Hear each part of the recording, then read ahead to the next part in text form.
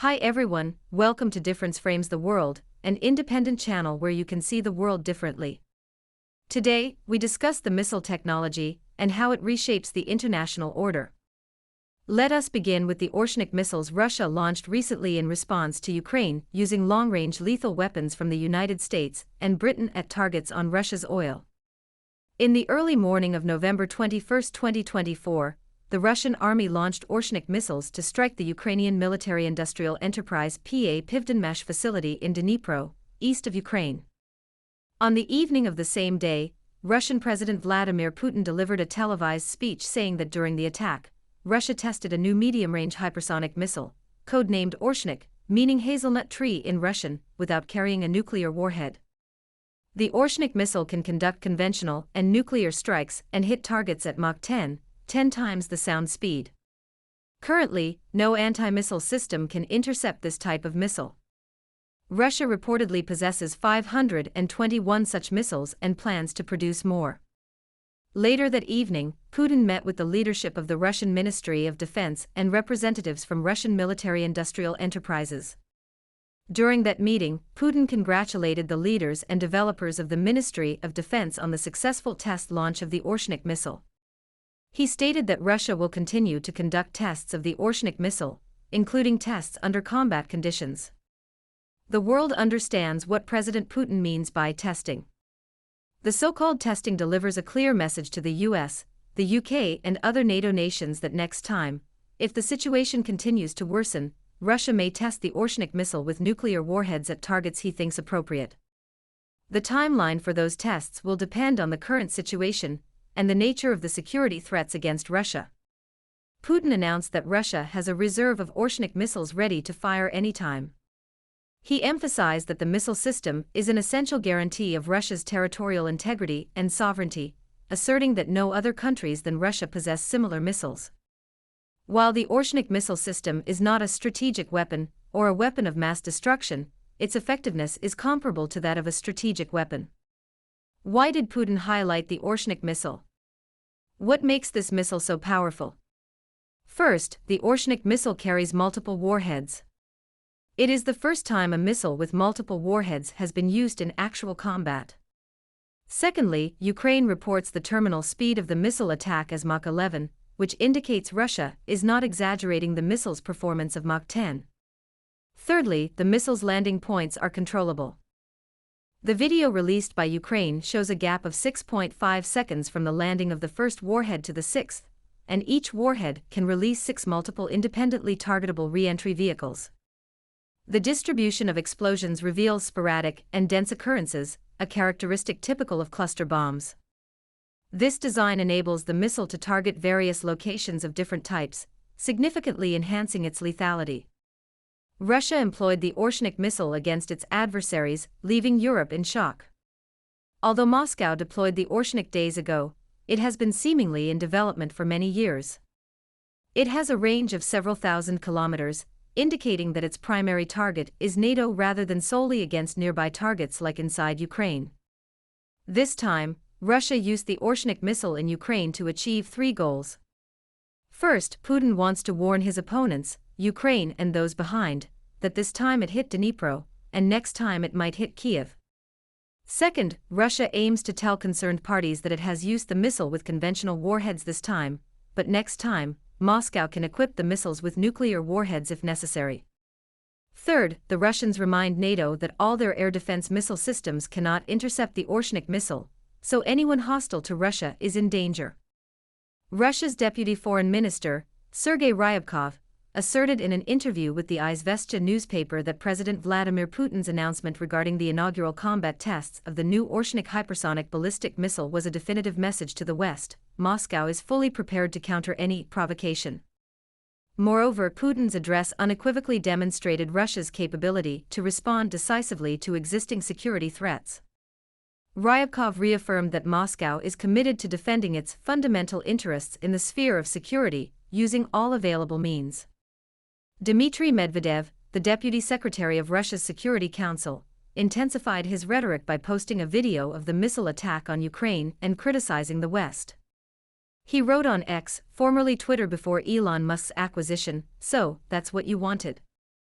Well, you've certainly got it. A hypersonic ballistic missile attack. Ukrainian military intelligence asserts that the missile is a new intercontinental ballistic missile, ICBM, called Kedr, meaning cedar in Russian. They report that it was traveling at Mach 11 and took 15 minutes to reach its target, which was over 1,000 kilometers, or 620 miles, away from the Astrakhan region of Russia. They stated that the missile carried 6 warheads, and each of them contained 6 submunitions. The video footage from the strike is blurry or of poor quality, but it clearly shows 6 flashes in the night sky, each consisting of a cluster of 6 individual projectiles. The area that was hit is an industrial zone located to the southwest of Dnipro city. If the Ukrainian report is correct, the Oreshnik missile falls at the upper limit of the hypersonic category, and very few systems in the world can achieve this speed. One can never underestimate the significance of missile speed, which renders most defense systems useless. A faster missile reaches its target more quickly, and the defending military has less time to respond to the threat, let alone intercept it. A ballistic missile typically reaches its target by following a curved trajectory that takes it into the atmosphere, and then back toward its destination. As it descends, gravity helps the missile accelerate and gain kinetic energy, making it particularly challenging for surface-to-air missile systems, such as the Patriot defense system America provided to Ukraine. This issue is not unfamiliar to militaries that must defend against various threats. However, as missile speeds increase, interception becomes more challenging. That is the reason why Putin has highlighted the speed of this new type of missile in his announcement. Approximately 80% of the missiles previously fired by Russia have been intercepted by Ukraine, which is a shocking number. The faster speeds of ballistic missiles like the Oreshnik aim to reduce that interception percentage. The newly released missile, Oreshnik, is undoubtedly at the upper end of medium-range missiles. It boasts a range of 1,800 miles and can potentially reach up to 3,100 miles. It is a reduced version of the Yars-M missile complex, an intercontinental ballistic missile. Reports confirm that Russia initiated the production of a new version of this missile complex last year, incorporating significantly more mobile independent warheads. The Oreshnik missile effectively puts nearly all of Europe within its striking scope, while the United States remains unaffected. In addition, before launching the Oreshnik missile, Russia informed the U.S. of the attack 30 minutes in advance to avoid miscalculation. President Putin does not want to escalate the Ukraine war to a world-class level, although he warns that using Western missiles against Russia has already given the Ukraine war a nature of world war. The Oreshnik missile can easily bypass any current modern missile defense systems and destroy well-protected bunkers at great depths without the need for a nuclear warhead, even though there is no evidence indicating it has compromised underground facilities at the Dnipro plant. Armed with multiple independently guided warheads that can simultaneously hit the target, the Oreshnik missile poses a severe challenge to Ukrainian air defenses. Short-range ballistic missiles from Russia have emerged as one of the most significant threats to Ukraine in the conflict, and the introduction of faster, more advanced systems into Ukraine would dramatically escalate that threat. In a state address, Ukrainian President Volodymyr Zelensky condemned the attack and accused Moscow of using Ukraine as a testing ground for its new weapons. Today, our irrational neighbor has once again revealed their true nature, demonstrating their disdain for dignity, freedom, and human life itself. They are clearly terrified. British Defense Secretary John Healey informed his lawmakers that the Ukraine war is currently at a serious moment, stating, "The front line is now less stable than at any time since the conflict began." He noted, "We have seen a clear escalation from Putin and his forces in recent weeks. They have intensified their attacks on Ukraine's energy infrastructure as winter approaches, increased strikes on civilian centers resulting in the deaths of children, and deployed at least 10,000 North Korean troops to the front line. Since the war broke out, Britain has been more motivated than any other country in support of Ukraine to fight Russia."